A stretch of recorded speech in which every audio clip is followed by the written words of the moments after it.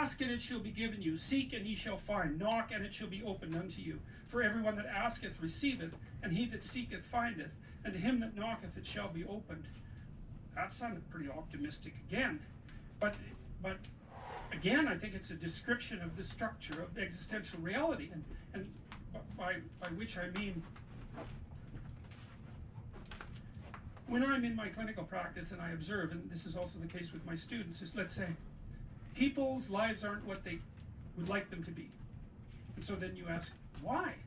Well, forget about tragedy and catastrophe, because that's self-evident, and we're not going to discuss that. Although the degree to which you bring about your own tragedy is always indeterminate. But I would never say that every terrible thing that is visited on a person is something they deserved. I think that that's a very dangerous presupposition, especially because everyone gets sick and everyone dies.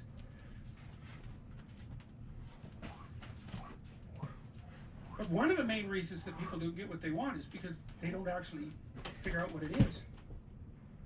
And the probability that you're going to get what would be good for you, let's say, which would even be better than what you want, right? Because you might be wrong about what you want easily. But maybe you could get what would really be good for you. Well, why don't you? Well, because you don't try. You don't think, okay, here's what I would like if I could have it. And I don't mean in a way that you manipulate the world to force it to deliver you goods for status or something like that. That isn't what I mean.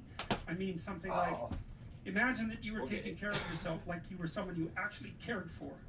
And then you thought, okay, I'm caring for this person. I would like things to go as well for them as possible. What would their life have to be like in order for that to be the case? Well, people don't do that. They don't sit down and think, all right, let's figure it out. You've got a life. It's hard, obviously. It's like 3 years from now, you can have what you need. You got to be careful about it. You can't have everything. You can have what would be good for you, but you have to figure out what it is, and then you have to aim at it. Well, my experience with people has been if they figure out what it is that would be good for them, and then they aim at it, then they get it.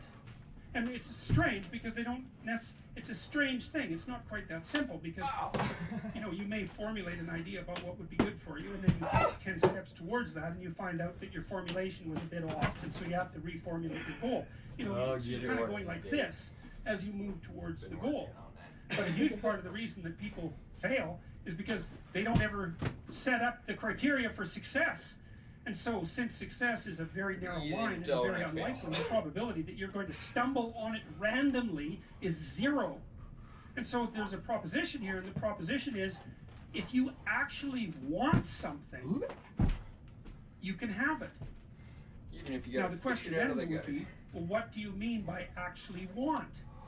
Really? And the answer is that you reorient your life in every possible way to make the probability that that will occur as certain as possible. And that's a sacrificial idea, right? It's like, you don't get everything. Obviously. But maybe you can have what you need. And maybe all you have to do to get it is ask. But asking isn't a whim or today's wish.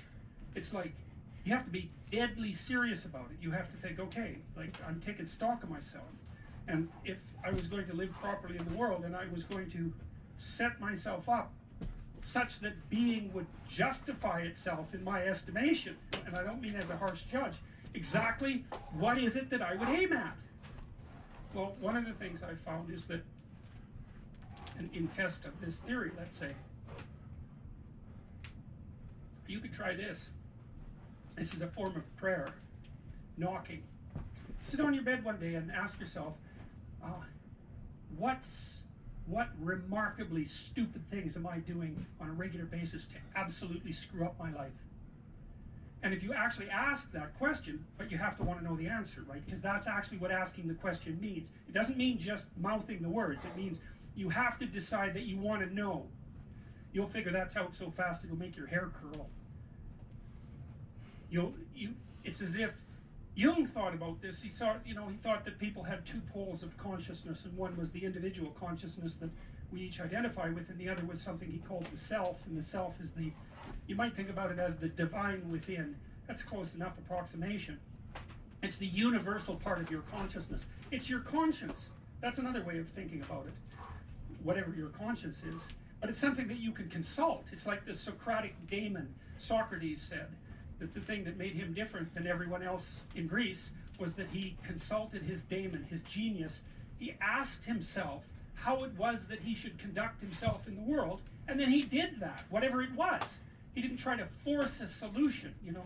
He didn't try to force a solution selfishly. He asked, I'm going to manifest myself in the best possible manner in the world. I would like to do that. What would that be? You did a good job. Well, you're perfectly capable of thinking. God only knows how. You're perfectly capable of immense feats of imagination and dream and fantasies. God only knows how you do all of that. What would happen if you consulted yourself about the best possible outcome for you? You might get an answer. Well, that's what this proposition is.